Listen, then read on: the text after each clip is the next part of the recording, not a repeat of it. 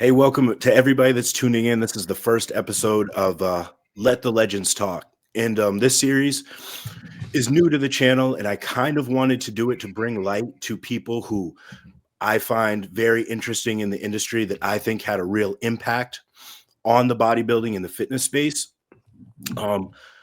So today we have Mike Pulcinella. In my opinion, he's been a cornerstone, a groundbreaking, and a fundamental piece to bringing bodybuilding to the masses. Mike began his documentary filmmaking in 2004, posting his first video clip on this brand new app called YouTube.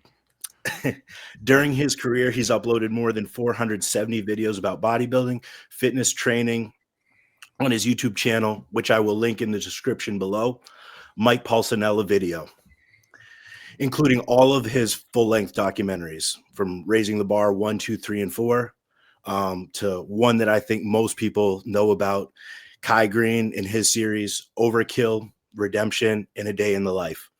All those can be found on his YouTube channel, and I really want to thank Mike for taking the time for being able to come on and talk with me and Kennedy Ananwu, IFBB Pro.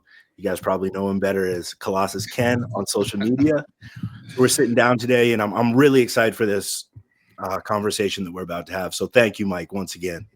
Thanks for having me. I'm always interested to talk about this topic. It's something I can talk about endlessly, as you'll see in a few minutes. Yeah, absolutely. I guess where I would like to start, and then we'll kind of let this flow a little bit free, but if we could just get some background information on who you are, where you came from, how the camera got in your hand, and how it kind of trickled down into this fitness space, that would be awesome. So, originally from Philadelphia, grew up in my family's printing business, studied the arts a little bit, I wanted to be an architect and all that kind of stuff. And this will all come, and I was a musician off and on for 20 years. So professional musician in many different genres. And I think all of this comes into play when I start doing videos in my mid-40s, about 45 years old. I picked up a camera because I had bought one for my daughter to be creative, and she wasn't using it.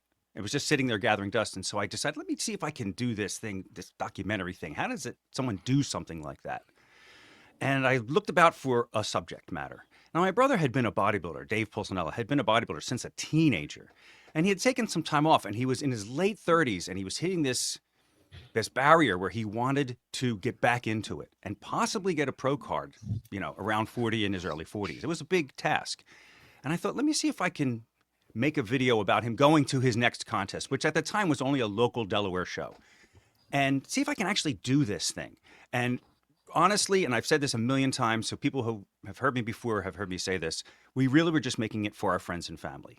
It was just something we thought we would watch after the show. It would be a laugh, it would be a hoot, and that would be the end of it, like a home movie. But I discovered a couple things while I was doing this.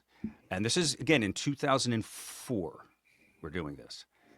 We're taping. Or 2005, I forget now, actually. I discovered a couple of things. One, I was good at this. That I was good at putting a story together, knowing what to put in, knowing what to leave out. And two, that my brother was very articulate about this thing that he was really passionate about and could speak about it in a way that crystallized the thoughts that many people have about this sport. So that when they watched the video later, they go, yeah, I've always felt that way. I've always thought that way. But he was really good at putting it into words. And together, that symbiosis, I think, really worked to create something, the first Raising the Bar. Now, also, some things happened along the way that were very dramatic. And I'm not going to give those away because you can go watch on Mike Pulcinella YouTube channel the whole thing, the first Raising the Bar. And you'll see that the camera work is crude, the sound isn't so good. I've recently done some things to sort of enhance that a little bit, especially with the sound, before I put it on YouTube. But the story is good, and the things that happen in it are real. Relationship problems at the contest itself that threatened that he couldn't compete at all, and how they got through that, and what happened afterwards is really the great ending of this thing. People thought it was scripted when we put it out. So let me just back up a second. Put it out. What did that mean in 2004, 2005, right? So after the contest, we had a family viewing party, as we had always planned to do. And we all laughed. And my brother turned to me at the end, because he had no idea how I was putting this together. And he goes, dude, he says, you have no idea. The bodybuilding community will eat this up. There's never been anything like this. Yeah. Because up to that point, you know, it was all what we call sets and reps videos. And Mitsuru following I was going to guys say, like yeah. Coleman around. Fantastic, groundbreaking. Don't get me wrong, groundbreaking, but they weren't interested in editing per se. They just wanted to show raw, and raw is great. Raw is fantastic, but I don't like raw. I like things to be sharp and edited. You know, I'm an artist at heart. And so, so what I did, I didn't realize at the time, was completely different than any bodybuilding video that was out there at that time. Now you see a lot of documentary style stuff. And of course, Generation Iron has picked up the torch and ran with it in a fantastic way. But at that time, it was really unusual. My brother had a friend who owned a website that sold like bodybuilding materials, protein powder and books and all sorts of things. He says, let me just make some DVDs. We made like 10 or 15 of them. Let's see if we can sell them, put them on his website. They went instantly. Yeah. This is with little or no promotion whatsoever. Maybe I put a clip on YouTube. I don't even remember what order this happened. We made more DVDs. Eventually, I created my own website to sell the DVDs. We went from Raising the Bar 1 to his next contest where he went to the national level, Raising the Bar 2, and Raising the Bar 3 where he made his final attempt to turn pro. And it's all there on YouTube. And my skills advanced as I was doing. I was learning on the job, not a trained filmmaker. So my skills advanced as I was doing this, and I learned more and more about how to do this. And Dave was very comfortable on the camera. His girlfriend at the time, we see a breakup, a new girlfriend comes in. We see they're all, I got really lucky in that all of them were articulate and comfortable being on camera and never wanted to hide anything from the camera, which is very important. And we could talk about that a little bit more later, about the people that did hide things from the camera. And so Raising the Bar 1, 2, and 3 were out there as DVDs, selling as DVDs at that time. And then the owner of Muscle Meds and MHP, Gerard Dente, saw some of those clips that we were putting on YouTube and contacted me and said, would you like to go to the Olympia and follow Olympia level bodybuilding competitors? And of course I said yes. I actually had lost my job recently, and I moved from Pennsylvania to North Jersey to be closer to MHP, and started what turned out to be about a 15-year career with MHP Muscle Meds, and thus began all the videos with Victor Martinez and Kai Greene, which I'm sure you want to ask about. Yes, we do. Yeah, that's pretty incredible. Go ahead, Ken. Go ahead. Yeah, but before that, I want to say, you mentioned just there, you know, as we started this intro, is when we talk about the pioneers of bodybuilding media, you know, Mitsuru had first started this with that raw style, you know, from the early 90s. And you kind of took that to the next level. You were the first to the industry that actually showed the actual bodybuilding when it comes to the individual, what they actually go through, not just the workouts in the gym. For anyone who hasn't watched Raising the Bar, I highly recommend you watch it. It's one of my most recommended documentaries on bodybuilding. It's not even about the workouts. It's about the mentality of a person who is trying to attain something that sometimes may feel unattainable, you know, to a lot of people. And I felt like it really stuck, the way you portrayed that. Having this interview, I had no idea that you didn't even know filmmaking to begin with when you first started. So I guess my next question in relation to that is, you know, as you were learning on the job on the fly, it's not like today you can go on YouTube, how do I learn, you know, DaVinci Resolve or XYZ, right? Like, how did you try to improve your skills with filmmaking? Were you studying any books, or this was just straight practical with the job? Definitely books. There are books, great books on film editing that I watched, that I've read, including I recommend anyone to read Blink of an Eye, and it's by the guy that edited Apocalypse Now and The Godfather, among many, many others. And his insights into how you edit, when you make a cut, and that sort of thing are valuable for anyone who's making any kind of videos, because it's real down to earth and it's real. And he doesn't get into too much of the technicalities of film, because that's not, we don't care about that anymore. But there's a little bit about that. But it's more about pacing and story. So his book and a few other books like it, there were some online resources at the time. And I remember it was a slow process. I made a lot of mistakes. I remember filming one particularly emotional scene, and I had a camera with a shotgun microphone attached to it, I had forgotten to turn on the microphone. Tears and everything, and this whole long speech that this person gave, completely lost because I didn't turn on the microphone. Because I wasn't using headphones. And that's another thing. If you're really recording, you should be using headphones so you hear your sound all the time. If you got a microphone on somebody, it could be rubbing against something. Again, all of these things I know because I made bad mistakes and ended up with unusable footage. So that's the real way I learned. And I would, even though there are great tutorials and you should take them these days, the real way to learn is by diving in. Yeah. I've had people contact me, man, I want to do what you do. And I said, well, start.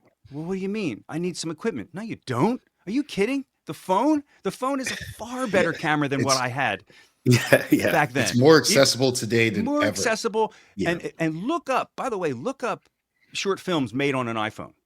They're beautiful. Yeah. These people, I mean, they're adding some little doohickeys to it to get better sound and whatnot, but you can do so much. So don't give me that excuse. Yeah. I mean, F1, the movie, part of it was made with an iPhone. I don't know if people know that. Yeah. That's exactly right. And there's another one coming out recently. I can't recall what it is. So there's no excuse.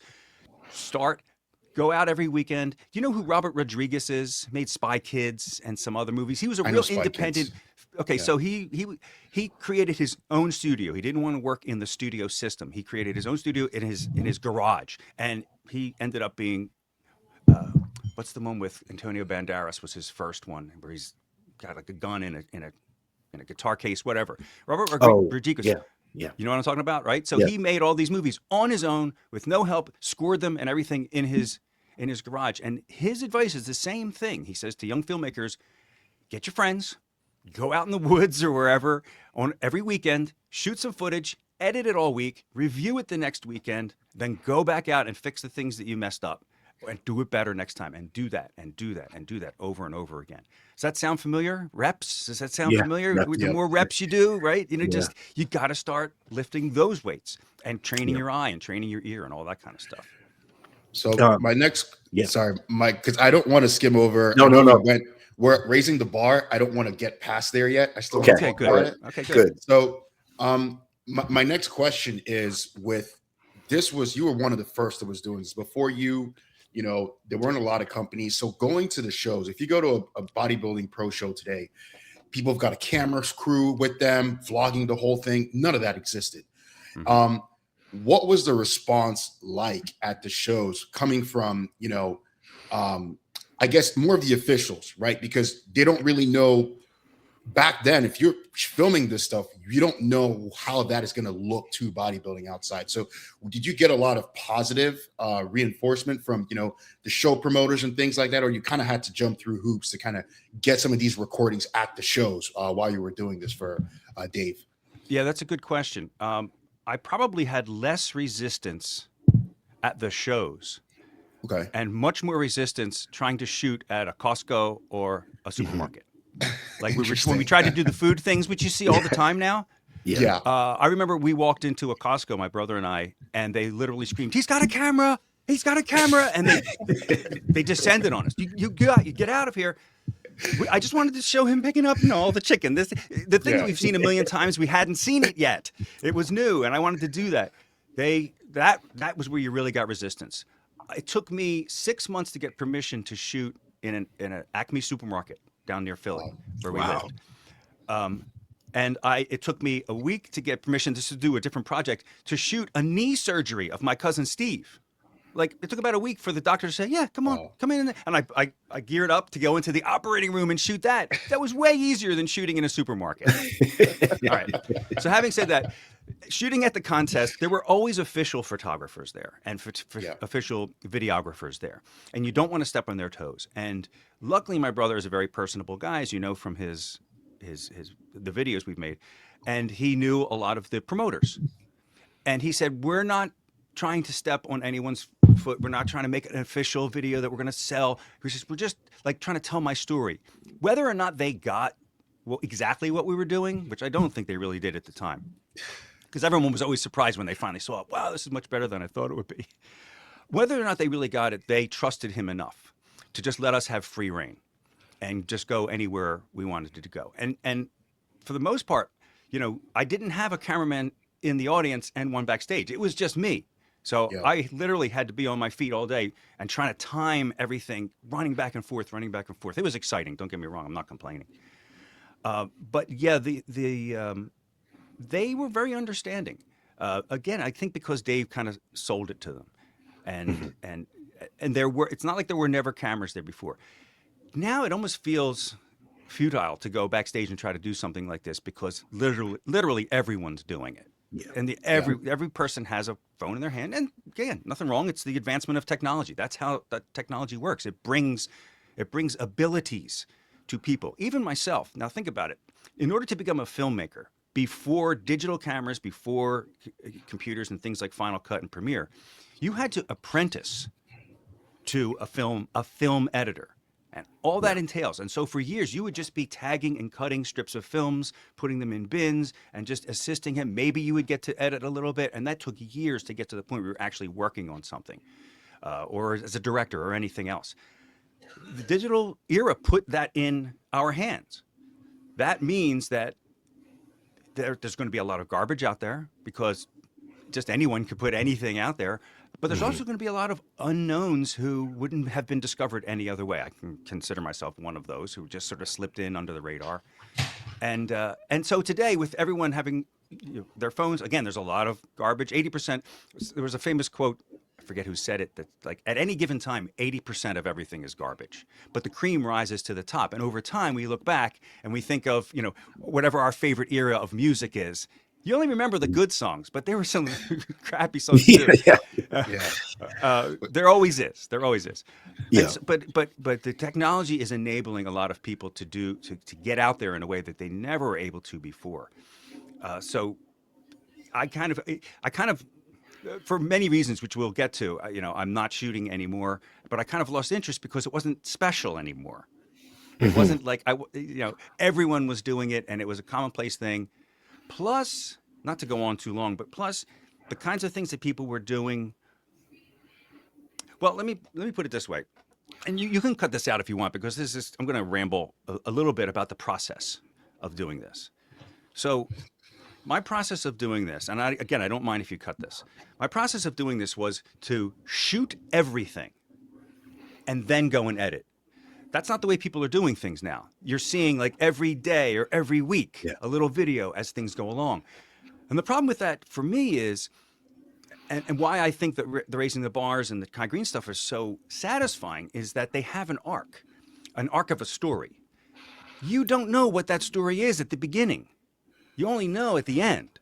And so some scenes that you shot early on may have much more significance than you realize by the end of the thing, and they may need to be emphasized, or some things may have no consequences and they may need to be rejected. So in the big picture, so in other words, for instance, my brother and his girlfriend, by the end of Raising the Bar 2, they broke up.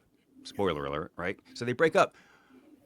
And I waited until that happened before I started editing, because now that when I went back to the early footage, I could see signs of tension in them that I would have overlooked. There's a little scene, very, very, I don't even know if people notice it too much, but she's complaining about the coffee. Like he drank almost all the coffee that morning. He's trying to tell a story. He's trying to tell a story about meeting Phil Heath for the first time. I'm going to be going up against this guy. Something Heath. He's really good. It's going to be tough. Yeah, that's where we were. And while he's telling that story, she interrupts him. She goes, "Oh, this is all I get? The dregs at the bottom of the pot?" Again, I wouldn't have thought anything of that, except we know that several months or years later, things deteriorate. And that's like a little crack in the foundation that you can see, but you can't see that until the end. And so the method that people are using, I'm glad that people, everyone has phones and the technology to get out there, but the method that they're using is not the way I would do it. I would shoot and shoot and shoot and shoot and then wait and put it all together. That's interesting. I told you, we're talking about something I'm very passionate about. Yeah. And Mike, that's why I would consider, I consider you to be a filmmaker. A lot of people are YouTubers or content creators, right? Yeah. So they're just delivering this on the fly. Which is fine. I love content creators too, for a lot of things. Yeah. It's a very different, I feel like your process and the product that you create is it's on a higher level. You know what I mean? Like you're trying to tell, there's a significant message you're trying to tell versus a lot of the content creators. It's basically just, this is what it is on a day to day and take it for what it is. Right. Yeah, and they're chasing the likes and the views, which also, if it's monetized, brings in the money. That's great, Yeah. because my channel's monetized too. I get some passive income from that. That's fantastic. But it is definitely how you approach this thing. And again, I wasn't a fan of bodybuilding. I couldn't even tell you who was in this previous Olympia. I've lost complete touch with it because I entered into it as trying to be, at the time, a documentary filmmaker, telling a story like a documentary would. I hadn't even seen the Mitsuru videos at that point. I hadn't seen a lot of bodybuilding videos, which was probably a good thing. The only thing I had seen was Pumping Iron, which, as we know, is a mix of drama. Exactly. Love it, absolutely love it, right? But that was the only thing that I had seen, and I wanted to do something more real. I patterned myself after like a nature documentary. These are creatures in nature, and what are they doing, and why are they doing this? Because it is, as you know, it's an extreme activity for human beings. One of the most extreme activities for any human being. And why would you do this? Why would you push yourself to do this? That's the question. That kind of leads me into a question I had. Now, like Ken said, I was not aware that you had no film history prior to this endeavor. But I guess my question is, from Raising the Bar 1 to, let's say, near the end of your documentary career, and this is a little more technical, did you find there are shots or angles or approaches that worked for bodybuilding or didn't work for bodybuilding? Like, okay, if the camera's here, like, that doesn't work on a set, or this doesn't engage the athlete the way that I thought it would. How did those processes change throughout your career? That's a really good question. One of the things that I like to do, and this is a contrast between me and the way most content creators work, is I never wanted the subject to be talking to the viewer. I wanted them to either be talking to someone else in the gym or maybe talking to me behind the camera. But even that I wanted to keep to a minimum. You'll see it quite a few times, but I actually want to keep that to a minimum. I wanted to do what's called a fly on the wall. I couldn't have put it into words then, but the feeling of that fly on the wall where we are just observers of this thing that's going on, as opposed to most videos you see these days where they're looking right into the camera. Hey, here we are at such and such gym. We're going to do a kick-ass workout. Again, that's fine. That's fantastic. That's not the feeling I was going for. And so the first thing I would tell people is ignore me. And just try to ignore me as much as possible. And again, I'm not bringing a big crew in. I don't have guys with lights and in the later days with MHP and Muscle Meds and all, I would bring in lights so it would look a little more professional. But in the early days, no, it was just me with a little camera too, trying to be inconspicuous as possible. So the first thing I would tell people is ignore me. That's one kind of thing. The other thing is, I think camera angles and close-ups are important to show emotion. A lot of the times I was criticized for my early videos for showing a workout, a training session, and I wasn't showing like the full body because people wanted to see the form and the muscles and everything. And I was like focused in on the guy's face. And you could see the the weight moving past it, but his face is all screwed up. That was what was interesting to me. Yeah. And actually, the great director John Ford once said that the most interesting landscape is the human face. Mm-hmm. That's where you're gonna get everything. Get that on the screen, and you've got people's attention immediately. And again, I didn't know that at the time. I've learned this stuff over time by reading books and all. But I knew that when I focused in on the faces, it really was interesting to me. And again, maybe a little too much. I got criticized because I did want these videos to be a combination of why are they doing this, but also what are they doing? You could learn something from it. And especially as we get into the next chapter with MHP and Muscle Meds, we were creating straight ahead training videos. And there are a lot of those on my channel still, where it's really about like, how do you do this? How do you do this exercise? That kind of thing, which is also fantastically useful. Those are the kinds of things that I mostly tried to do was to was to get those sort of cinematic looks. And another thing about camera angles you're talking about is when I did start setting up lights, sometimes you want not only a light shining on the subject, but a light coming from behind the subject.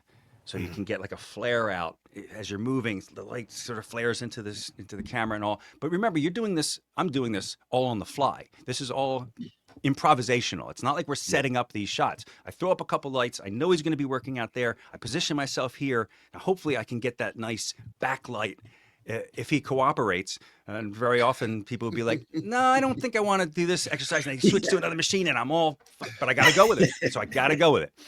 You know, and I don't get the cinematic look, but that's okay because this is the way I wanted to do it. I didn't want to slow down their progress and say, hold on a second, I got to move the lights around, because that just breaks their flow. And, so that was important to me. Very interesting. Speaking on like zooming in and getting the facial expressions and the emotion portrayed through, I think you really get a good example of that in Overkill. Yes. Kai's very expressive, right? In every aspect of life. And you definitely see that in Overkill. Not to spoil anything for the fans, but you do kind of talk about how you're feeling about shooting that movie during the movie. This is a interesting question in Overkill. Not being a bodybuilding fan prior, maybe this wasn't an awareness you had, but when you were shooting Overkill, did you find yourself falling into the narrative of Kai Greene, like you're representing the underdog and Phil Heath is the king on top of the mountain? Did you find that translating in your movie at all? Or were you just, I guess, there as, nope, we're just documenting Kai? Or did you find yourself kind of transpiring and falling into that feeling of Kai being the underdog? And maybe now you feel that, oh, I did play into that a bit with Overkill. Or was that not a thought at all? You were almost there. You almost got it in the middle of what you were saying. I let things unfold. And if Kai is truly an underdog, that will come out if I just tell the story as plainly and as straightforwardly as I can. Okay. I'm not trying to make him the underdog as they did in Pumping Iron. Generation Iron, yeah. No, I'm talking about the original Pumping Iron, where they actually had like Ferrigno be the underdog, and he really kind of wasn't. They made him play a part, and etc. And then again in Generation Iron, they did some manipulation like that too. My concept was, and always is, if I can tell this story with as little of my own bias as possible, like what am I? That's impossible, right? To tell a story without bias, because it's what I'm seeing, where I'm at. I'm not seeing the things I'm not seeing, so it's only my observations. But if I could tell the story, then I'm telling the story as cleanly as possible. And if Kai is truly an underdog, he will come across that way. Whatever the story is, will come across the way it is. So I don't remember thinking underdog story as I was filming it. I just remember thinking, how can I get as much material as possible? And I want to add something about Overkill. So I was offered a job for MHP, right? And MHP and Muscle Meds are two sister companies. I don't know if people realize that. At the time, it was kind of kept up under wraps. I don't know why Gerard didn't want these people to know that they're both owned by the same company. But anyway. And I told you I'm representing, right? It's still wearing some of the gear. So we were talking about, were the promoters understanding of what I was doing? And again, with MHP and Muscle Meds behind my back, I could go into the Olympia because they're a sponsor. I didn't have to convince anyone. Gerard says, we're sending a cameraman. And they were like, okay, because you're a sponsor, your name is up there with all the other sponsors. You're paying money, essentially. So it wasn't the contest backstage footage that was the problem. The problem was that Kai Greene himself didn't understand what I was doing. He thought it was going to be another sets and reps video or another. I don't know if you saw this video with Dave Palumbo, good friend, guy I love, but he had done an early video with Kai Greene where he Yes. goes to his Yep. apartment, and remember, and they're in the elevator. He says it smells like piss and all, Yeah. which it did. I was in that elevator. It was a rough place. It was a rough place, and I was glad I was with Kai when I was there. But I watched that video and I thought a couple of things. One, I thought that they kind of disrespected Kai. That Agreed. Palumbo had as they say, tongue in his cheek the whole time. He was kind of like smiling and goofing on this thing. I also thought that Kai was extremely articulate, but that and we all know this, his downfall, he goes on a little too long. He really wants to express himself, and he takes a long time to express himself. I remember thinking, this was long before I had any opportunity to work with him. Watching that video, I said, man, this guy is interesting. He's got something to say. He really needs a good editor. He needs somebody to trim down what he's saying, because I get what he's saying, but then he went off target and he came back and he had these two parts were really good. They need to be put together.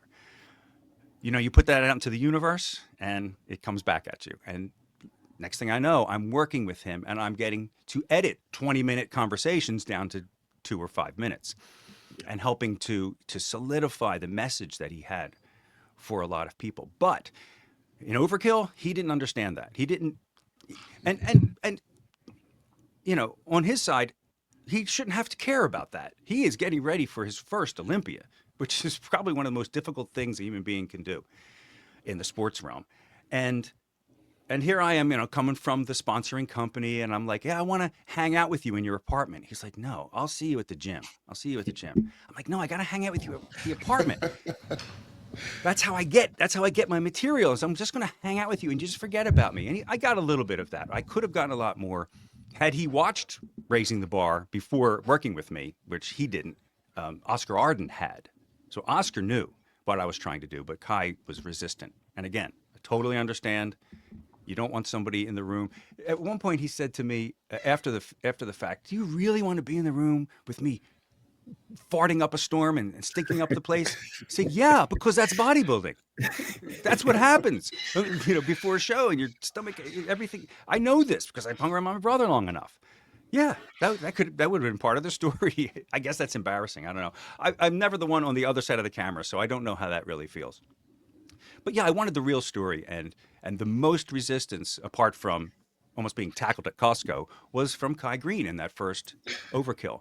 Yeah. He and Oscar called me after Overkill came out to apologize and say, we didn't understand the depth of what you were trying to do. We're going to try to give you more access for the next one you make. Nice. Which ended up being Redemption. I was going to say, because in my opinion, I almost liked that resistance because it was real. Yeah. You know, if you compare Redemption to Overkill, You are spot on. I mean this in the most respectful way, but You're sometimes spot on. it felt like they were playing for the camera. Yep. In certain aspects. Exactly Right? right. Where Overkill, and till today, Kai is, you know, that put Kai on a pedestal. He put him on the map and he became an icon in the sport. But till today, after so many years since that came out, I still feel like that is the main footage where you truly see the real Kai Greene. You know? I think you're right, because I had to push really hard to get it. Yeah. Obstacles make us stronger. Right. And so many times in my life, I found that the difficult conditions of a shoot made what we ended up having a lot better. Again, told you I was a musician for 20 years. One of my favorite musicians, producers is Brian Eno. He did a lot of work with U2 and many other bands. And he said that the recording studio, with its now even more, this was years ago he said this, but even now, the unlimited capabilities of the recording studio are paralyzing. You walk in there like, what do I do? I can do anything. What can I do? He would put up, Brian Eno would have these little cards that were like barriers, like you can't, don't do this, or you can do that, or do the opposite of what you're thinking. Like these little cards to sort of break out of that paralysis that too many choices can give you. The point of which being is that having to push against a boundary, having to push against a wall makes you stronger and stronger and stronger, and often creates the best art. Yeah. So he would put up artificial barriers, but for Overkill, I had real barriers, and I wouldn't have put myself in it as much as I did. I had no other choice to explain what was going on, and I had to. I was literally sitting there for hours and hours and hours with nothing to do, trying to get to see them, and that's why you see that. Yeah. Me just filming myself and my frustration. I figured, well, that's part of this story, I guess. Right? Back to like just tell the story as honestly as possible. If they're shutting me out, that's part of the story. I have to show that in some way. Yep.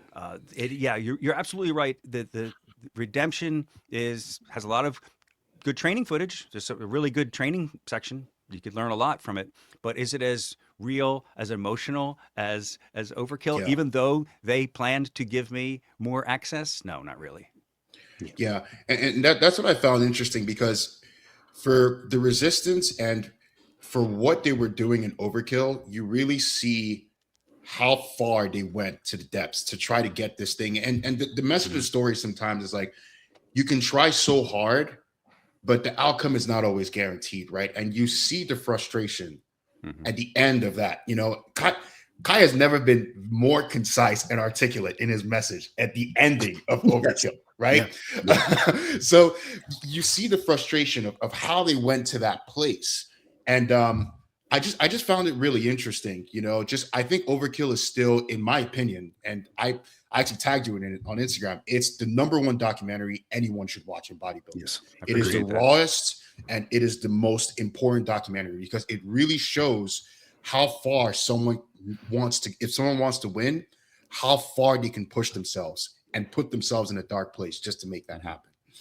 Right. Absolutely. So, and it can twist your perception of things, because as I make the point in Overkill, he did better on his first outing than so many previous champions, and yet he couldn't see that. He couldn't see that was a victory. To have come in, I can't remember, was it fourth? Whereas Ronnie Coleman came in 8th the first several times or something like that. He couldn't see that as a victory because it twisted him a little too much, and his expectations were, I think, way too high, and that's in part due to Oscar's instilling in him, you know, the secret, the power of thought, all of which is true, all of which works, all of which is real, but it's not magical. Yeah, right. It takes time to work sometimes, and you've got to keep working at it. And I think his expectations were a little too high on that. Yeah. So my question, and sorry, Mike, I'll pass to you after. Go ahead. my main question is, you know, you signed a contract with MHP and Muscle Meds to shoot this thing with Kai Greene. What was that first impression when you guys fully met? Like, what was that first, you know, interaction, and from your perspective, and how did that take place? How did it feel? The first interaction was at the at Fifth Avenue gym. Fifth Avenue, yeah. Fifth Avenue. See, it's been a while since I've seen these, so I forget some of these things. Fifth Avenue gym in Brooklyn, and I think I say it in my voiceover in the video itself. It felt like a father-son kind of thing. And the more I learned about Kai and his upbringing in the foster system, I realized how he kind of needed and wanted a father figure, and Oscar was providing that at that time. And it seemed like a very close relationship, more than just trainer and bodybuilder. People often ask me, "Oh, were you just like blown away by his body?" You know, because he's big, and in person, there's a lot to him. Again, you know, not being a fan of bodybuilding, that wasn't the thing that struck me the most while I was there. I expected him to be big. He's one of the best bodybuilders in the world. I expected a lot of muscle on him. Plus, I'd hung around with my brother and his friends who were good amateur bodybuilders. So I was used to big guys. That just didn't blow me away that much. But the relationship between them, the sensitivity between them at that time, and unfortunately, another spoiler alert, it turns bad later on in their lives. But the sensitivity that they had for each other was the first thing that I noticed. Because again, I've seen a lot of training partners. It was different. It was different. It was a little more intuitive. I hate to use the word spiritual because that means so many things to so many different people, but it was on another level for sure. Yeah. And they were communicating in a special way. Maybe that's body language. Maybe it is whatever you want to call spiritual. It was definitely a strong feeling in the room with the two of them. And you see, I intentionally shot these images of him resting, and he's resting on one knee. If you remember, he's leaning like he's praying. And I'm like, what is going on here? Why is he like, who rests like that with one knee on the ground? It was a really dramatic pose. And I made sure as soon as I saw him do that, I actually backed up and I went across the room to get a long shot of that. So I could show him, if you remember the shot, it's one of my favorite shots, is he's real small. He's small in this big room, and whether he's praying or not, I don't know what he's doing. He's just catching his breath. Maybe he's trying to stop himself from falling over. But the way it looked was, I thought, really, really powerful. And the feeling you get from that image is the feeling I got from that whole first day. That's very cool. I guess a couple of things here. One being, when you went to film Kai, and we know now that Kai loved to be covered up, right? Like Yes. he wanted to be in sweatsuits. He didn't want to reveal anything till show day. Mm-hmm. Did that ever make you go, well, obviously you were just shooting Kai's process, so this is Kai. But was part of you like, man, it would be nice if I got more visual than just Kai in his sweatsuits. Did you ever think that maybe it's not showing enough? All the time. And again, to me, as a filmmaker trying to tell the story I was trying to tell, I didn't care that much. The real tension came when I brought the footage back to MHP and Muscle Meds, and they're looking at it like, he's got his hoodie on the whole time. Couldn't you get him to take it off? I said, no, I couldn't. And I was constantly bouncing back and forth. I understood what Kai was doing. I understood why he wouldn't want to, because especially as the internet started to ramp up and criticisms on forums started to ramp up, he didn't want to hear it. And rightfully so. I wouldn't, if I'm painting a painting, I don't want to keep showing you every 10 minutes until it's done. I want you to show you the finished thing. As an artist, and I, as I said, I did study art. I only want to show you the finished product. And even then, I might not want to show it to you if I didn't think it turned out well. I'll throw it away and start over again, which all the best artists do, by the way.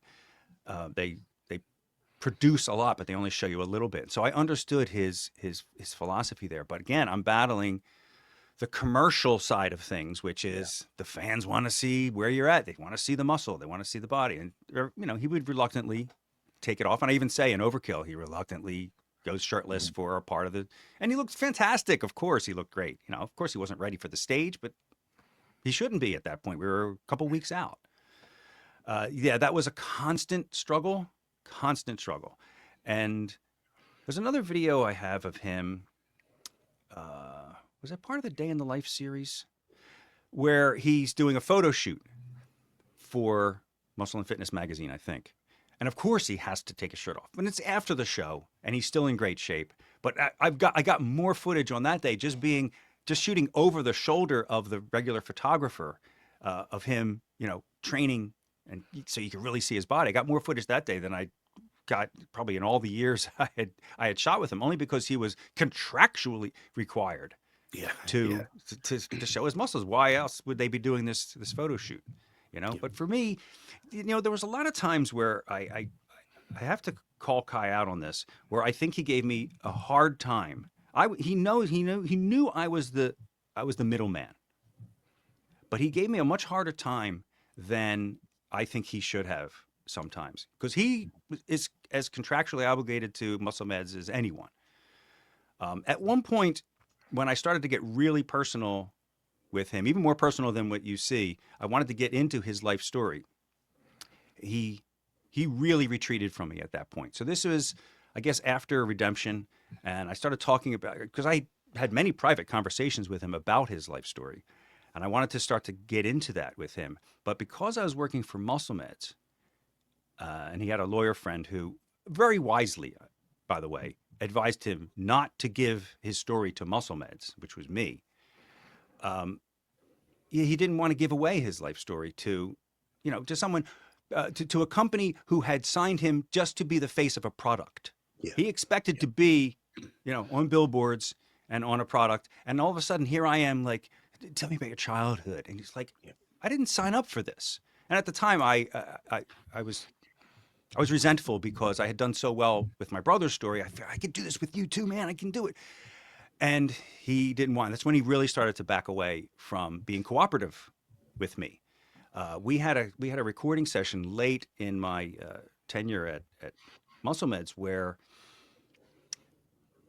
So let me back up a little bit. You asked me about the best camera angles and the best things to do to get the right shot. One of the things that I think I pioneered was the Train with Kai series, right? Yes. Where we would bring in a young bodybuilder. The reason I did that was because he was bad on camera during a training session. It was awkward. We recorded a couple of things where it was just him, and we didn't know quite how to play it. He was trying to talk to the camera, which I hate, as you know, and they didn't come off right. And I said to Gerard, let's run a contest where we find a young bodybuilder to work out with him. It'll take Kai's mind off of the camera, and again, I'll just be the fly on the wall as he instructs this person. And it turned out to be a really great series of videos. Again, on my YouTube channel, Train with Kai series, you can learn so much, but they're also very, very personal. I feel they're very personal documents of what it would be like to train with Kai Greene. So we had one of those. So getting back to how he was becoming more and more difficult, we had a Train with Kai, and at the end of the training session, we sat down with the young athlete and Kai, and the athlete was going to ask him questions, and Kai's answers to these questions were so convoluted and so off the point that I couldn't do anything with them. I couldn't. I reviewed this footage over and over and over again, and he's not making his point. I can't boil this down to a decent answer. And the whole interview I scrapped it. Later, that young athlete told me that after I turned the lights and the cameras off, and he and Kai went off and were talking privately, he says, I wish you were filming that. His answers were so amazing. So amazing. He was doing it on purpose. He wasn't giving Muscle Meds what they wanted on purpose. And this was right before the split between him and Muscle Meds. So he was really pulling back. But that made my life difficult too. And I always, at the same time, I understood what was going on with him totally, even more so now. But I was caught in the middle, man. We should have found a compromise way to get around this. Yep. I was a little upset at the time, I have to say.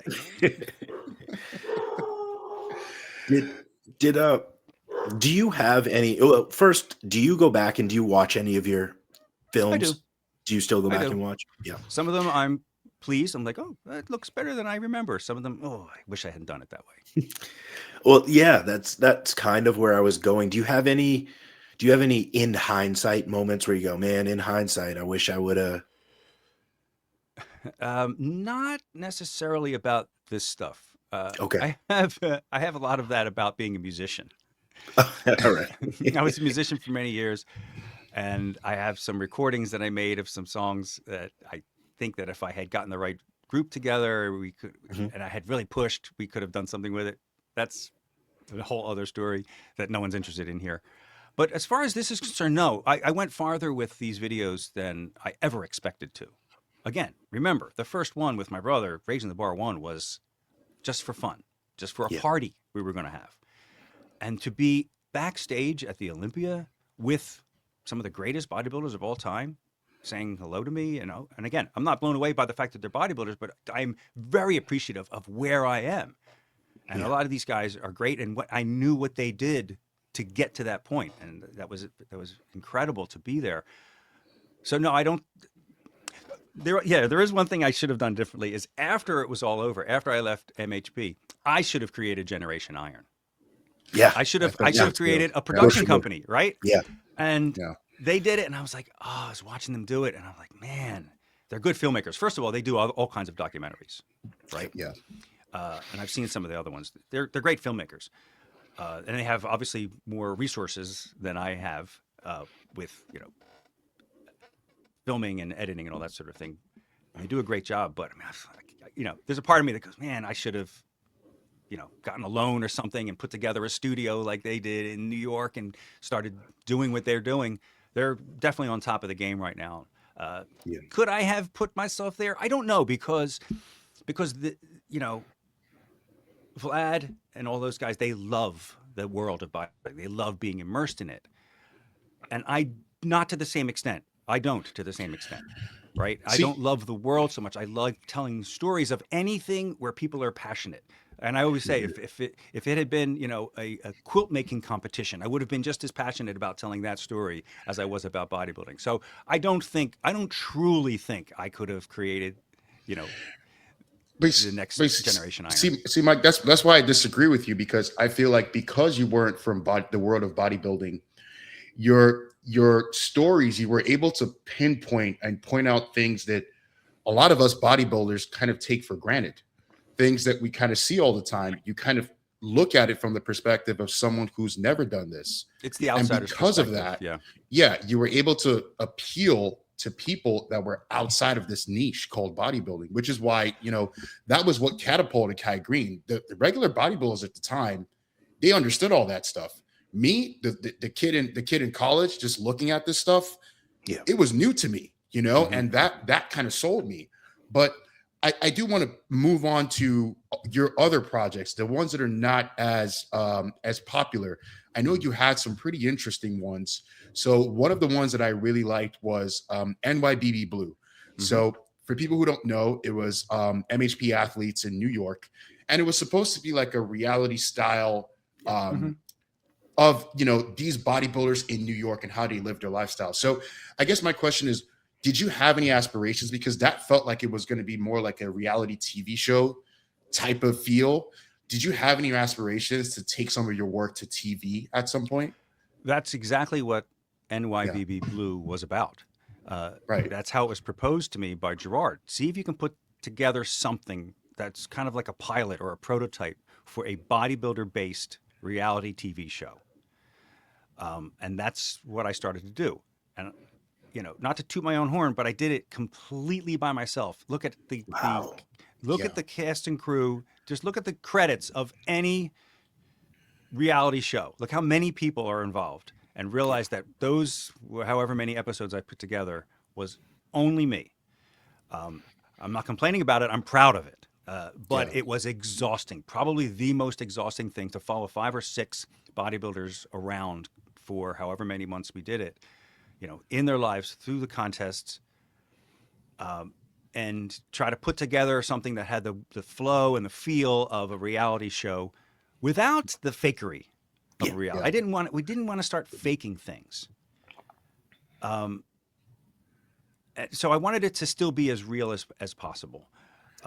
Which maybe is why, when we shopped it around, nobody really cared, because there wasn't any of those, like wine glass in the face kind of moments, drama where people are overturning tables and having big arguments, because they didn't do that. They were all great close friends. I wanted to show that instead. But maybe that doesn't sell as much. Drama sells.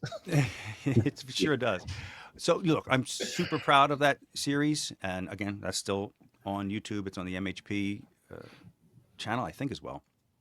And but that was absolutely an attempt to create something that then a TV production company would pick up. Whether or not I would have been a part of it, I don't know. It would have been nice to have been like the director or something, and have an actual crew and be able to enlist those forces to really do this thing. Can you imagine how great that would have been if we had a real reality TV crew following these guys? Oh man.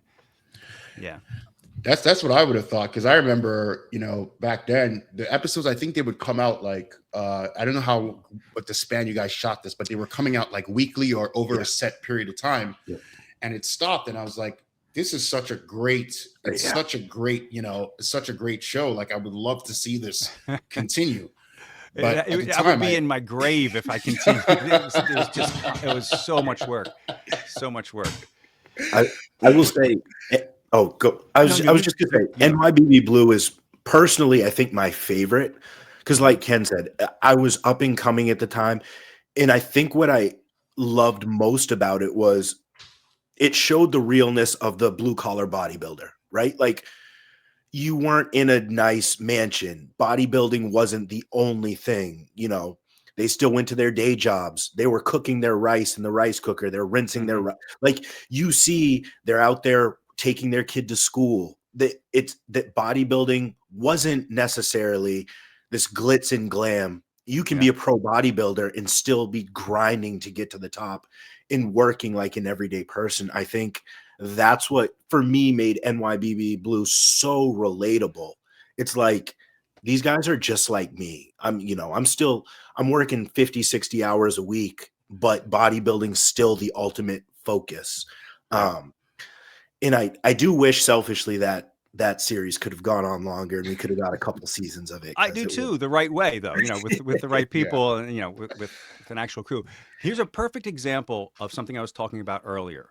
So I was kind of forced to do this in episodes: shoot, edit, release, shoot, edit, release. And you know that my preference would have been to shoot for an entire year and then put together the 6 episodes and release it the next year. They didn't want that. They wanted it to be current, like this is actually happening now, and I understand that. But there's a moment where what's his name, White from Saratoga, challenges some lifters in his gym to a liftoff and claims that he's going to, and it's a real reality show moment. He was playing it up for the cameras, but he was, in his world, he was kind of a big mouth show off, as these guys told me later. And he challenged them to a liftoff. He claimed that even as a bodybuilder, he could lift more than these power lifters who had been doing powerlifting for years. And if he lost this liftoff, he would quit bodybuilding forever. So we put that episode out. He weaseled out of that in the wimpiest way ever. When I went back up there to record him and like, why hasn't this happened yet? He had the worst excuse. Well, my mother-in-law's been in town and she's been staying with us. And I'm like, what? Well, are you kidding me? I put this out there. My reputation's on the line too. Like, I'm telling a story. Now I've got to figure out a way to explain why you didn't do this and not make you look too bad. I'm not saying this to him. I'm thinking to myself, and not make you look too bad because I'm still part of the company that has to make you look good. So how am I going to frame this? It was really tough, and I was so angry that he did that to me. Like, don't play me up some kind of fake-ass reality show moment and then not follow through. If I had shot for a whole year, I would have known that he didn't follow through, and that wouldn't have been in it at all. In the video, I probably would have cut him from the whole damn series. Yep. Because that's one of the other things I happen to know about reality series where you're following different people is they follow more than they need. Because some of the stories aren't going to pan out. And you're going to end up with the 3 best stories and you cut the other ones out. I would have cut him completely out of everything. Yeah. Because everything he did was fake, phony, and didn't add to my story at all. And and he never followed up on anything. So yeah, that's a perfect example. It reinforced in my mind why you want to shoot, and then go back and edit the whole thing. Mm-hmm. Besides NYBB Blue, do you have anything that like you feel was left on the table, like a project that you wished you had been able to make? I have to think about that a little bit. If there's a project I could have made, but I will tell you that people ask me all the time, is there raw footage that I could release? And I will tell you that, and I think most editors will tell you that we're using all the good footage. I'm not denying. If it's good footage, I'm going to find a way to get it in there. Yeah. So the raw footage is what you would fast forward over to get to the good stuff. I'm just giving you all the good stuff. So in terms of like my so-called like library of footage, there's no real gems in there. If there was a gem, I found a way to get it into even as a standalone little piece. Either got it into the big documentary or I released it as some little piece. If somebody said something cool or did something cool, it's out there. So there's no reason for me to go back through my old footage. I can tell people that. As far as projects, no, I think NYBB Blue would be the one. Would be the one that I really wish, we could have done the right way. I was really hitting my stride in terms of skills, in terms of knowing how to do this. And I forget if that came before or after A Day in the Life of a Bodybuilder with Kai Greene, the 3-part series, which is also one I'm really proud of because we spent a lot of time on that. Also on the YouTube channel, of course. I didn't want to necessarily do any more with that, but I think that is one of my best pieces as well. And I think that was around the same time as NYBB Blue, or just after or just before, whatever. I was really at the top of my skills at that point, and physically too, because one of the reasons I'm not shooting anything like that now, besides the fact that MHPs and muscle meds isn't bankrolling me anymore because I don't work for them anymore, because that was the only reason those videos are possible, is because I was on salary for muscle meds. You know, there's no way well, I don't want to say no way, because there are people who make a living off of YouTube videos, but I don't think I could have made a living off, especially then, off of YouTube videos. So I had to be paid by someone. But I forgot what I was saying. Sorry, I lost my train of thought. The reason why you don't make videos. Oh yeah, anymore. the physical stuff. Sorry about that. The physical stuff. Yeah. My eyesight isn't that great. I can't trust that I have things in focus, even when I'm wearing my best glasses. And when I am wearing my best glasses to see the screen and I'm in focus, I can't see distance, and I hate the progressive lenses. So I really started to struggle with that. And I'm 64 years old now. My knees hurt, my back hurts, my shoulders all fucked up. So I can't physically do it anymore. I can't hold the camera steady anymore. And my style was completely based on handheld, you know, go where the action is. I tried to use later in my career, I tried to use the gimbals.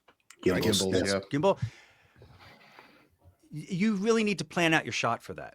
You need to know where you're going, because it takes time for that thing to react. And I was reacting literally on the second by second with some of the stuff I was shooting. If I'm shooting somebody and I'm holding the camera and I look over and I see somebody's watching him with an expression on their face, I go whoop, like this. And in the edit, I'll cut out that reposition, because sometimes it takes me a second to get their face. I'll cut that all out. So you'll see the person training, then it'll cut to the person looking, then it'll cut back to the person training. And that's just me going like this, like that, like this, like that. Try to do that with a gimbal, and it goes, wow, and it goes all over the place. And I've used them for a couple of shots where we were like following somebody in or something like that, but you've got to know where you're going with it. And it did not apply. You know, people would say, oh, use a gimbal, that'll help with the shakiness, you know, that you can't hold the camera anymore. It wouldn't be my style of shooting. I'm leaving that to other people who really are practicing. You have to practice with that thing. You have to really practice with the gimbal. Any sort of stabilization machine for cameras, that's got to be something that you work on for a long time to get good at. Mike, that was it's just a quick follow up to that, Ken. Then you can have it. So what you're saying, Mike, is there's no way we could pull you out of retirement to do an overkill 2.0 on somebody like a Kennedy as he tries to. Yes, there is, and I have been asked this many times. Okay.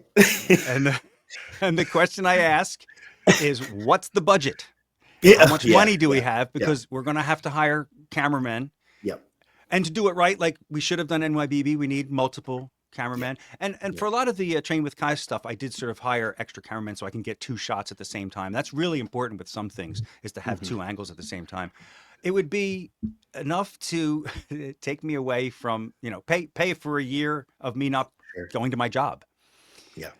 And travel and all the people involved and the editing. You know, I was doing it definitely bare bones, but I was being paid a salary. I was making a living for Muscle Meds, doing a lot of different things, but this was part of what I was doing. In order to really do that now, we would need a big budget and what's that gas budget looking like over there? I was going to say, I'm going to have to talk to Animal about this. Have to find something. But you know, again, and then the next thing I say to people is, you can do this, but you have the technology, you have the capability. But I would say, if you want to do it and have it come out anything like anything that I've made, don't talk to the camera. Shoot for 1 year, edit after that. Try to avoid the temptation of posting for likes.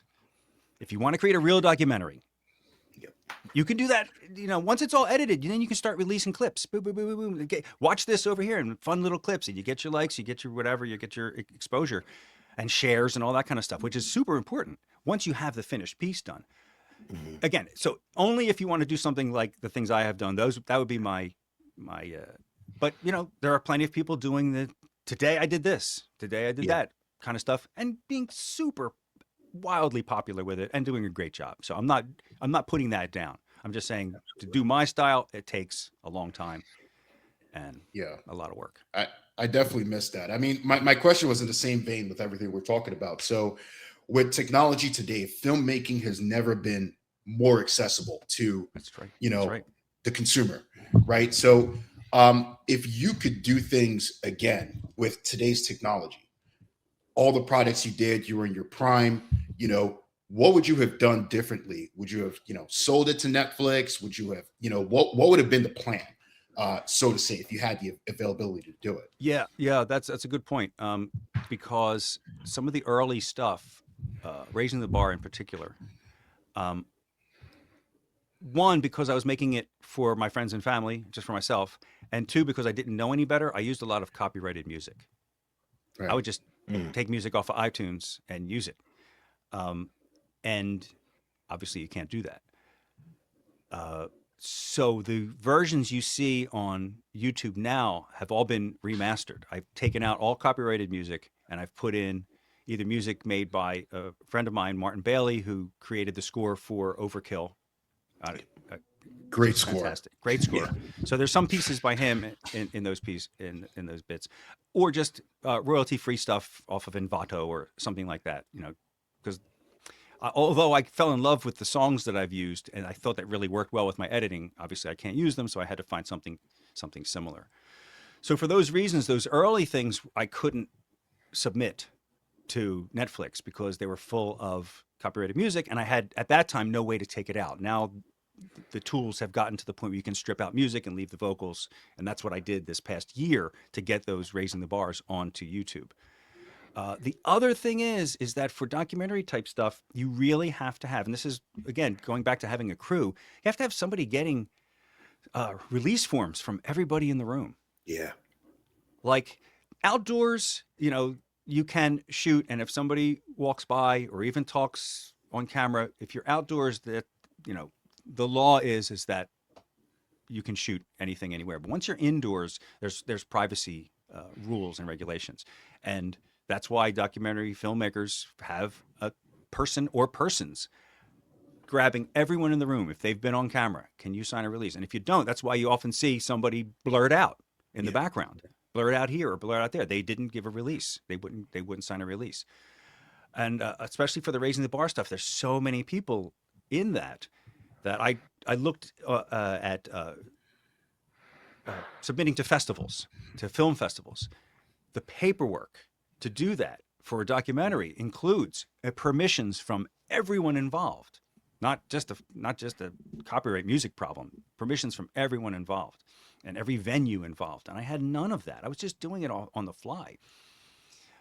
So my advice to people is, if you really want to do something like this and have it, you know, go on to not be able to sell it to Netflix or go to film festivals, research what it takes and make sure you're getting that paperwork done while you're making this thing, because it's kind of hard to do it after the fact and track Yeah. everybody down.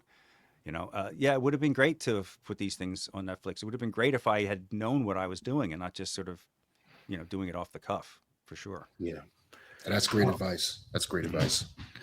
Staying kind of in this lane, I know you talked about you have no problem with the type of media being made today. Do you what do you like that you see coming out? What don't you like that you see coming out? And if it was up to you, what kind of tweaks would you make in the social media space as far as media goes to present bodybuilding in a light that you think is correct? Hmm. That's probably a big question, too big a question for me, because Yeah. again, I'm not really following the bodybuilding space Gotcha. that Yeah, yeah. much. A bit, you know, I still have connections to various content creators. I follow a Yeah. lot of fitness stuff. You know, I got really interested in things like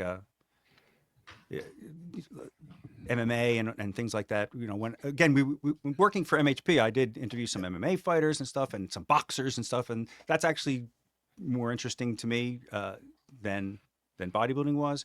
So I watch what they do.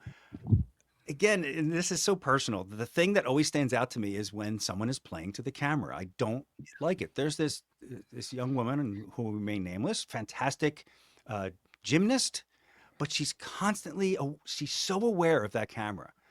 Like even when she's doing, like, trying to show you how difficult it is to learn a particular move, and she's failing. I love that because that shows the reality of the thing, right? But you could see her out of the corner eye, like, oh God, this is harder than I thought it was going to be. No, don't say that.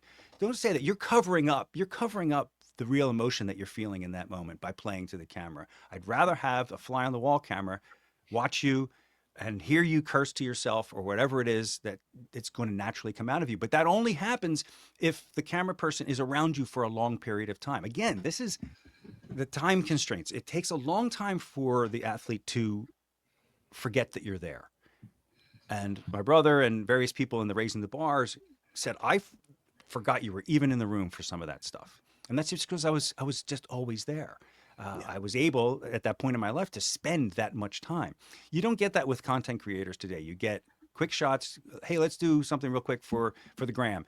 And again, that's fine. But to me, it doesn't appeal to me as much. Like, I'm watching this gymnast perfect this move, and it's pretty amazing, but I really don't like the way the thing is shot, and it like rubs me the wrong way. There are others they're cheerleaders. They do, they're throwing people up into the air. It's amazing stuff. I love that kind of stuff. There's this one particular account. I like the way they do, because they don't talk to the camera. They just have somebody there filming them while they're working on this, and they're arguing amongst themselves. Oh, is that supposed to be a triple turn? No, and she could have fallen and like broken her neck and been paralyzed for life if you mess this up. Like, there's real stakes. There's real stakes here, and these are just, again, short little videos, but somebody is just peeking in on them as they work out these very difficult routines. I like that. It just keeps coming back to that classic documentary fly on the wall. We're looking in at something. It's almost voyeuristic. Like, we shouldn't be here. We're just sitting. They let you in the room. And you're sitting there real quiet, trying to watch. Just imagine just something that you're allowed into that you were probably not supposed to be there. You're just trying to be super quiet and listen to it. I like that feeling of that, rather than being the guy that they're playing to. The mirror, you're holding up a mirror and they're posing and stuff in front of a mirror. That's the main thing that either rubs me the wrong way or that I really like. Did that help? Was that a good answer at all? No, that's great. It was. I think me and Kennedy are probably thinking along similar lines here, that this is gold, and the first bodybuilder that decides to do a long form documentary as a throwback to what you were doing, I think could shake up what the norm is in the industry right now. Because I think a change is needed. It feels a little stagnant at this point. Not that I don't consume it myself. Half the content that I watch is bodybuilding content, day in the life. Sure. People that I know, their training videos, but it would be nice to see a shake up and to bring something to the table that people really haven't seen in a while, or a refresher. One of the ways to get that feeling that I'm going after, technically, is clip-on mic and zoom lenses. So a lot of the stuff that you see where it really feels intimate and personal in the stuff that I've done, I'm halfway across the room, and they've got mics on, so the sound is really good, because, as you know, most gyms have terrible acoustics. So I always made sure that we had a microphone on them, and I would let them get far away.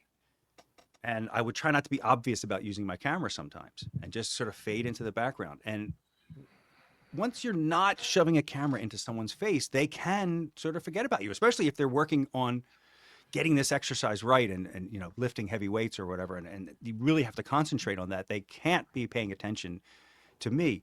So that would be my advice to somebody who wants to sort of approach this style: is clip on mic, and please, okay, all right, all right, there's two things happening in social media content that drive me absolutely nuts as a filmmaker. One is POV.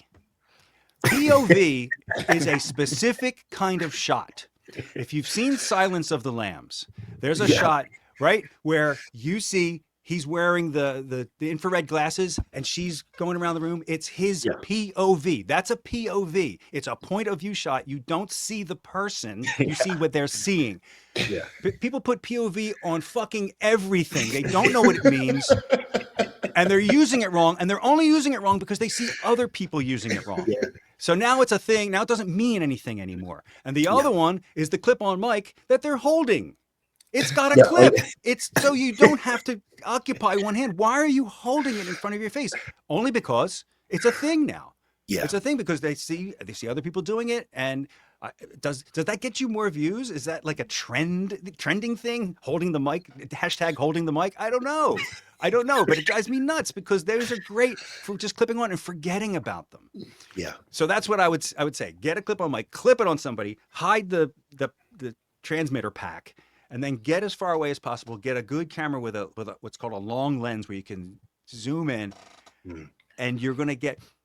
And again, to get a little technical, when you zoom in with a zoom in lens from far away, it compresses things. It compresses things in a really interesting way, right? And it brings background and foreground closer together. Even if the background is out of focus, it compresses things in a way that I love. I love the way that looks. So not only do I like the way it looks, but I love what happens when they forget you're there. And you're still getting great sound, even though you're 20, 25 feet away. So that's a technical thing that I wish people did more of, because I think in this environment, you would really stand out. And again, never look at the camera. If you just refuse to look at the camera, refuse to talk to the camera, do something really intense, do it with another person, get good sound, please get good sound, and use a long lens. I think you will stand out. It will look like a film. It'll feel like a film, as opposed to day in the life stuff. Again, fantastic, useful, informative, but doesn't have the feeling that you're going for. And I think people would stand out if they did that. And they don't really need me to do that. You just need somebody with a good, in this case, you do need a bit of a good camera, because the phones only zoom in so far and then it gets kind of crappy. You do need a good camera with a lens. And that's another reason why I couldn't shoot anymore, because once you zoom in all the way, any little movement is multiplied, right? And so when my back started hurting and I was really starting shaking, it was all over the place. It's all over. So that became even more difficult to do, even though that was my favorite kind of shot. I mean, I'm going to geek out with you a little bit here, Mike.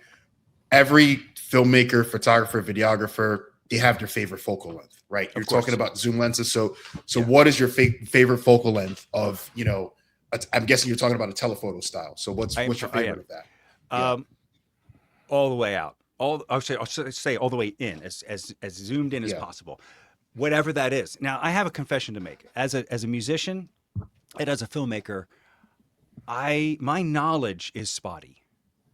Like lenses and focal lengths and all that stuff, I couldn't quote you that stuff. Back when I was a musician, I was a keyboard player. People would go, "Oh, what keyboards are you using?" And I would go, I don't remember the name. I just know I like the way it sounds. SQ7. What kind of amp? They always wanted to know all the specifications. I didn't know. I just would use the things I liked. To a certain extent, I did that because, again, self-taught, never really learned about cameras or lenses. I would make sure that I had a good, powerful zoom lens that went from way out to way in, so that I could instantly get different focal lengths based on how I was trying to compose the scene. Of course, again, I always liked it as zoomed in as possible because I like that compression, but sometimes I needed, without having to get up and move, I wanted to pull back. And again, during the course of shooting, let's say one set, I'm going to shoot it 3 different ways, standing in one spot. I'm going to shoot it way out, see the whole room, called the establishing shot. I'm going to shoot a mid-range shot. And then, of course, as it gets more intense, I'm going to go way in and try to get that face or hands or, the last moments of exertion. I get all those 3 things in my one shot, but then in the editing, I cut out the zooms.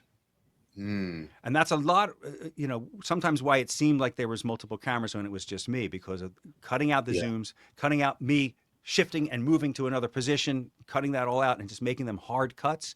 It felt more cinematic. It felt more like a crew was working. Yeah. So so just get I would say talk to somebody who really knows about lenses and cameras. I don't. I really don't. Yeah. Oh, that's great.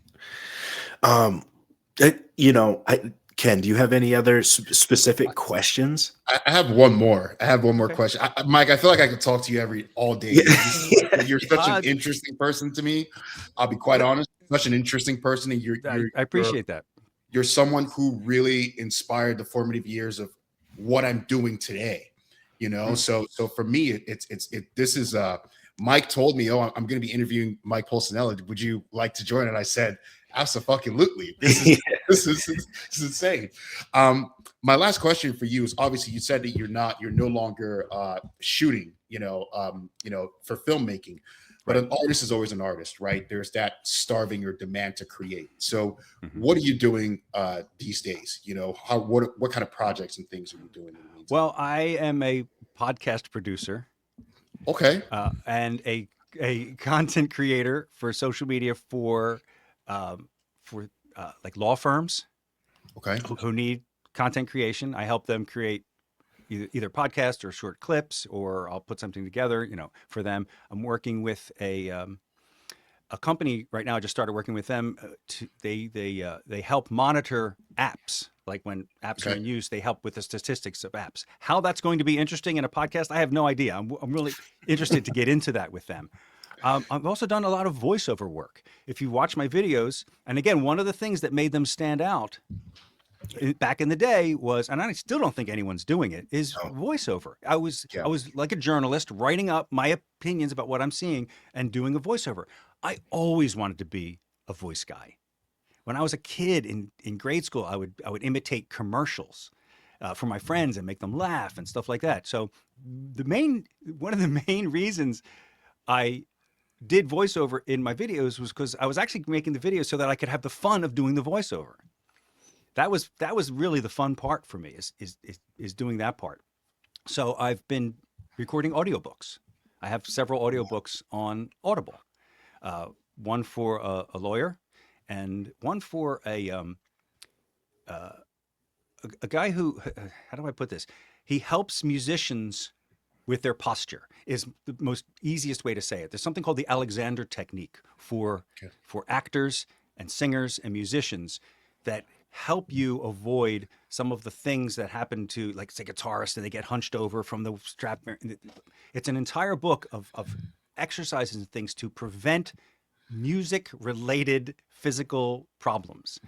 And we created an audiobook for that. That was really interesting and really exciting, and that can actually be applied to a lot of different things.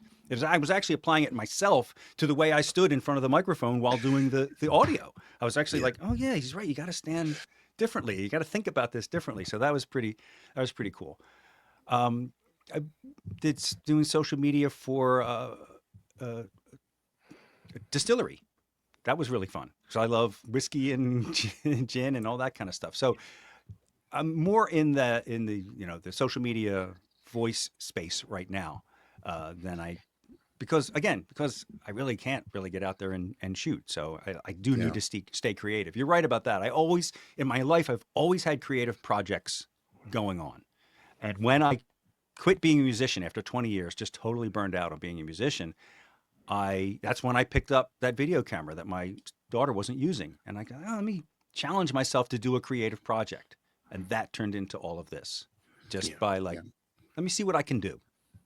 And I would suggest that to anyone. Just see what you can do with a creative project. And if it doesn't work out, do something else. Yeah, and that's why I asked that question, because I think bodybuilding we're more of artists than athletes, and when you have a process to create, there's fulfillment. So even if you stopped the core thing that you loved, as an artist, you're always going to find ways to meet that fulfillment, which is to create, right? So for everyone watching this podcast, I would say in the bodybuilding space, if you want voiceover work, I think that Mike Pulcinella is definitely the guy. So please make sure to reach out to him, and also for podcast production too. So I think that the space honestly still needs you. And I really hope, me personally, I'm just going to tell you off the camera, I'm probably going to see what I can do in Animal at some point to get you into space. But I think the space definitely still needs, if not you physically out there, at least maybe directing something, Yeah. that should be put out there for work. That would be fantastic. I do have a question for you guys. You're talking about, bodybuilding being an art, and it definitely is. When people say to you, "Oh, that's not a sport," because sometimes it's called a sport. How do you respond to that? When people say bodybuilding is not a sport, do you agree with them or do you disagree? What do you say? So Go ahead, Go Mike. ahead. Okay, I put it in two ways. The process of achieving the physique is the athletics. That's the sport aspect of it. The actual competition day is the art. So it's a mix, it's a hybrid of both. But an actual bodybuilding, when we talk about bodybuilding shows or competition, the main function is the show, the Olympia, right? The Olympia is basically a performance. That's art, right? But the process to get there is the athletic performance that it takes. That's the way I see it. So overall, if you're looking at the sport as an outsider, you're looking at the Olympia, you're looking at the Arnolds, that is art, right? Well said. So yeah, Mike, you? Well, yeah, I mean, I would just mirror what you said. I agree completely. And the last thing we were talking about, it just sparked some more questions. I don't want to keep you too long, but this is, just more things come up. You weren't a film guy prior to this. Did doing all of this change your thought when you watch movies, television, as well as how do I put it? I guess I'll just skip over that. And funny enough, what is a film in the last year that you've seen that really resonated with you that maybe the mass population hasn't seen that they should see? I'll start with that, and it's not Yeah. the last year; it's a couple years ago. Uncut Gems. Oh yeah, Did you see that? Holy I did shit! see that. Holy shit! Everything about that. hmm The performances, using real people in their Yeah. performances who were fantastic, and the way it was shot and edited and boom, boom, boom. It's so. I was breathless by the end of it. I It's really, stressful. really It's loved that yeah, film. yeah. There's another one that just came out. What's it called? Fighting Everywhere All the Time. What's it called? With Leonardo DiCaprio. I forget the name of it all Oh, of a sudden. I know what you're talking about. Battles All the Time, Everywhere. Oh, I can't remember the name Yeah. of it. It's fantastic. Definitely see that. A Okay. little more on the classic movie making style, but I can appreciate both of those because I would say that Uncut Gems kind of feels like a documentary, the way they're Mhm. shooting it. A lot of handheld, a lot of close-ups, and a lot of things moving real fast and the camera reacting real fast. Whereas this new DiCaprio movie is more classic style. But the biggest fallout from me learning more about how to make films and watching films with that practiced eye is my wife is fed up with me saying, "Look at that shot," and they got the blue background, and they put that light there on purpose so you get the reflection off that. She could shut up. I just want to watch the movie. Oh, but don't you see the symbolism of what he just said versus I don't care about symbolism. Just let me watch the movie. So I've become a bore, is what I'm trying to Okay. say. And But to follow let that me up, just wrap that up by saying, yeah. when you do anything to that extent, of course your eye is going to be trained. It's going to be sharper. You're going to be more critical of things, right? And this goes for everything. You're going to be more critical of things, but you also will appreciate when it's really well done more than you ever did before, because you know what went into it. You will really appreciate things, and so I always say, knowledge helps you appreciate everything. The more you know, the more things will really be interesting in life to you. Yeah. And I guess I'll kind of wrap this up. And I don't want it to be on a negative note, but obviously AI is super prevalent in our society these days. Do you think it can have a marriage with filmmaking and music, or do you think it's the anti-film in music, and eventually, we'll see these art forms kind of get crushed by what is You can AI? use a really sharp knife to cut food and make a gourmet meal, or you can stab somebody in the heart with it. Yep. It's a tool, Yep. right? It's a tool. How we use it is going to be really important. Now, I've used it minimally. Fantastic, and mostly in still images. Again, like say I'm working for the distillery and I take a shot of a beautiful cocktail and I didn't shoot enough. I need more of the background. I just pull it out. AI fills in the background. That's harmless. That's harmless. That's helpful. Super helpful, because to do that in the old days with Photoshop was a nightmare. Yeah. So that's beautiful and it's very powerful. I had it help me write things. I write, an email to somebody, make this sound more professional, and it makes it sound professional. Also harmless, but very useful. It's when you get into things about facts, because as we know, it makes up facts. And so once you're talking about factual things, medical, scientific, whatever, legal. You guys know about the lawyer that just used an AI document in court, and it had made up cases that had never existed. That's where you have to really watch it. That's what's going to be dangerous. Creating fakes is probably the biggest thing. I know this is going to sound over the top. The biggest challenge as a civilization that we face, I really believe this, is AI fakery. I'll give you a perfect example, one that's not deadly at this point. There is a great physicist that I love by the name of Richard Feynman. He was a super intelligent guy. He was also very down to earth and very funny and interesting. He was one of the ones, when the Challenger exploded, the space shuttle exploded, he figured out it was because of the O-rings and all of that stuff. He was one of those guys. But he also worked on the Manhattan Project, creating the atomic bomb. I mean, that's his legacy. And he has given many lectures, and I've listened to them. They're way over my head, but they're very interesting. But he also talks, like I said, he's very down to earth. He also talks about passion and looking around the world. And it's worth looking up his clips where he talks about everyday things. There are clips on YouTube now that use his voice, and so far it's just a still image. It's just audio, but they've synthesized his voice to give short lectures on things like, atoms and outer space and whatever.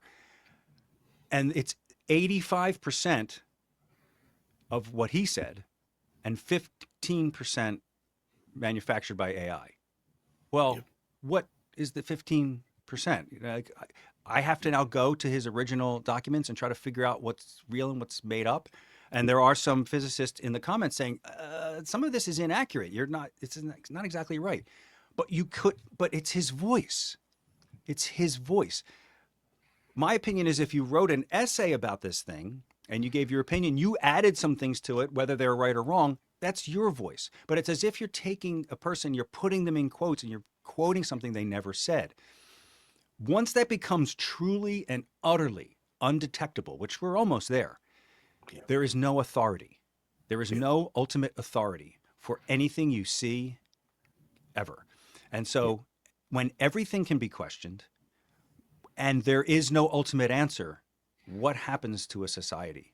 Again, maybe we didn't want to end on such a down note, but I really believe that throughout human history, there was always, you could search and search, and you always find the ultimate answer. Like somebody had the answer, the right answer, and it could be proven. Not so much anymore. I don't know where this is going to go, but if everything is fakeable to the point where you can't tell the difference between real and fake, that's really frightening to me. So again, a tool, it can be very useful, it can be extremely dangerous. How will humans choose to use it? Well, how have humans chosen to use tools in the past that were very useful and or dangerous? Yeah, I mean, I'm gonna just touch on that subject a little bit. I definitely agree with you. I think that I can talk about this subject all day. It's something I'm very passionate about too. So I think where the industry is going to go with AI is kind of similar to what you talked about earlier. A lot of your earlier footage, you used copyrighted music, right? Back in the day in YouTube, you could just have a regular, video, put any music on it, and there was no problems, right? I think AI is moving towards that field. Recently, I think last week it just came out, Matthew McConaughey patented himself. So he put a patent on himself. Basically, so if you use him in any kind of generative AI, his voice or his imagery, now you're in breach for a lawsuit, right? Mm. And I think that we're playing a catch up with the technology versus the laws that could regulate something like this. So I think in the next few years is going to come to a kind of equilibrium, right? Where some of these things, but I do agree, like it is a tool. I think that to fear it is not the right way to go about it. It's more about how can I utilize it to make my workflow and what I do today more efficient, right? So Absolutely. I'll leave it And on that note. No, I totally agree. And didn't Morgan Freeman already have to sue somebody for synthesizing his voice? Morgan Freeman and Yeah. Black Widow from the Marvel movie. What's her name? Scarlett Johansson. Scarlett I think Johansson. also Yeah, had I remember that. Yep. Yeah. So yeah, that was a smart move on his part to Yeah. to copyright his entire everything, because that's his product. Himself Yep. is his product. You're stealing his product if you used it. What about you, Mike? No, I think the same. I mean, I think who can predict the future, right? I think it can be a slippery slope, and like you said, Mike, when you believe in nothing, that's when a society really struggles, right? Like when there's no truth, when you can't find a truth. It's great to question. It's great to question things, right? But to not have Necessary. any belief in anything is makes for a strange place to live. Yeah. So I think, like you guys said, and I'll just say what you guys said. As long as it's used as a tool in the correct capacity, whatever that may be, I think we can work in unison with it. If that's the path that we stay on, who knows if that's the path that it stays on? But I guess only time will tell, right? Like this world's not going to slow down, so we'll find out soon. That's for sure. Yeah. Wow, I didn't think we would go here with this conversation. Yeah, I know. Yeah, well, I don't want to keep you any longer, Mike. I don't. There aren't words to say how appreciative I am. This has been my favorite podcast I've ever done. Hands down. Wow, that's Yeah. that's a big compliment. I appreciate you guys doing this. I kind of felt like the work I had done, which is finite and kind of finished, I'm not adding to it, was kind of being swept under the rug of history, and that a whole new generation wasn't going to get to see it. That's part of the reason I did the remixes, the remastering of the Raising the Bars and put them on YouTube. But having you guys step up and say the things that you're saying and put me on your podcast to hopefully get the message out to another generation to see these things, of which I'm very proud. I really, really appreciate that. Absolutely. Yeah, like, when I was first started watching these, you always have these moments where you're like, man, I wish I could talk to the person that made this or that was in this, because I have questions when they come up, right? And like you keep those questions build up over a decade. And now where I'm in Ken, we are in positions where we're able to rub shoulders and talk to these people that put out these things that we hold so close to us. It's really cool to finally be able to pick your brain and just have a conversation with another human that was so impactful in this industry that we love. So I really appreciate everything you did for this industry, everything that you still do, everything that you stand for. This has been really special. Well, again, I'm really grateful to have been a part of this and to have created something that I'm proud of. And on YouTube, I still monitor the comments every day. People are like watching Overkill and like, I'm here in 2026. I'm like, so am I. Let's talk. What do you know? Whether it's a criticism or I'm always engaging on YouTube. So I try to be accessible because this was something that I had never expected to happen and always hoped would. Yeah, appreciate it. Kennedy, any closing words? I'm going to mirror exactly everything Mike said. Sometimes when you do these things, you never know the impact that you have. That's right. The ability to create, again, I'm going to go back to the artist. Your work is timeless. So, by the time we're all gone from here, that work is still going to stand, and it's going to impact generations the same way it impacted mine. And to be just like Mike said, I am absolutely honored to have had this podcast with you. It's, just like we've spoken to many people. This as well is probably one of my favorite podcasts that I've ever done, because I feel like I'm talking to someone who molded a lot of Mm. what I stand for today through his Wow. work, you know? So I just want to say thank you for everything that you've done. And to the audience, please go to Mike Pulcinella's YouTube. He still has all that content over there. If you've never watched any of these documentaries, you're in for a treat. So definitely check it out. And thank you for everything, Mike. Thank you. I'm going to be following your guys' content. I want to see some good cinematic stuff coming up based on all of our conversations. No That's POV. No POV. No POV. You can do POV. Just make sure you call it the right thing and you're doing it the right way. Yeah. All right. Thank you, everybody, for listening. Episode 1 of Let the Legends Talk. It's been a blast. All Mike's stuff will be linked in the description below. Like, comment, subscribe, whatever. Get the word out. Watch his videos. Share his videos. Tag him in the videos. And until next time, thank you guys, everyone.